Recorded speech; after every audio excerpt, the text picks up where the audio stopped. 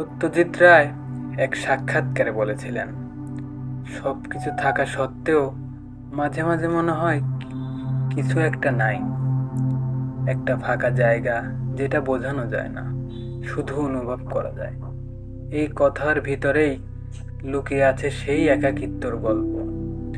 মানুষ, কাজ, খ্যাতি, টাকা সব কিছু থাকলেও ভিতরে একটা শূন্যতা থেকে যায়, যেটা কেউ বোঝে না।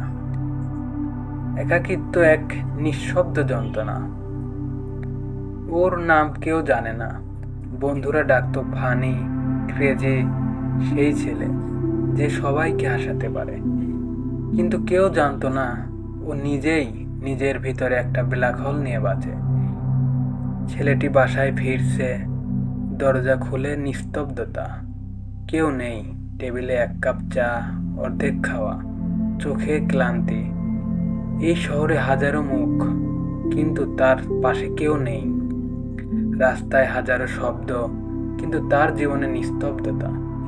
সে একটা একাকিত্ব, মানে নিঃসঙ্গ আত্মা। ঘরে বসে আছে একা, মোবাইল ঘাঁটছে, ফেসবুক হাজারো লাইক, অথচ কেবল শূন্যতা।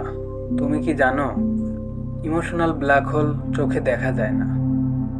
এটা একটা অনুভব যেখানে যত ভালোবাসা নাও, কিছুই টিকে থাকে না।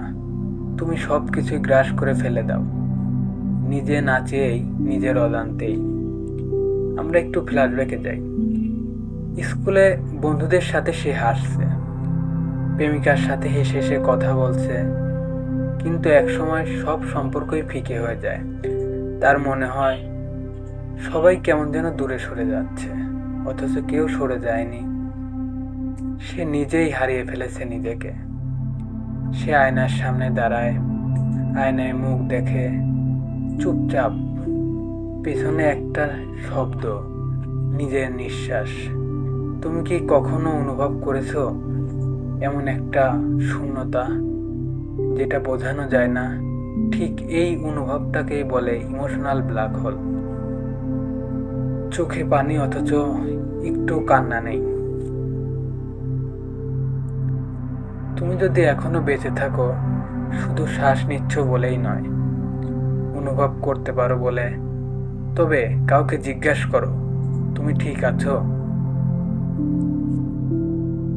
হয়তো তার ভিতরে লুকিয়ে আছে একটা ব্ল্যাক হোল, হয়তো সে একটা একাকিত্ব। ক্যামেরাটি ধীরে ধীরে উপরের দিকে উঠে যায়। ছেলেটি দাঁড়িয়ে আছে ছাদের কিনারায়। সে নিচে ঝুঁকে দেখে, কিন্তু শেষ পর্যন্ত পিছনে ফিরে হাঁটতে থাকে। শেষ লেখা স্ক্রিনে ভেসে ওঠে, সবাই হাসে, সবাই বাঁচে, কিন্তু সবাই বোঝে না একাকিত্ব কাকে বলে। জানি তুমিও বুঝবে না, যতক্ষণ না তুমি একাকিত্ব হয়ে যাও।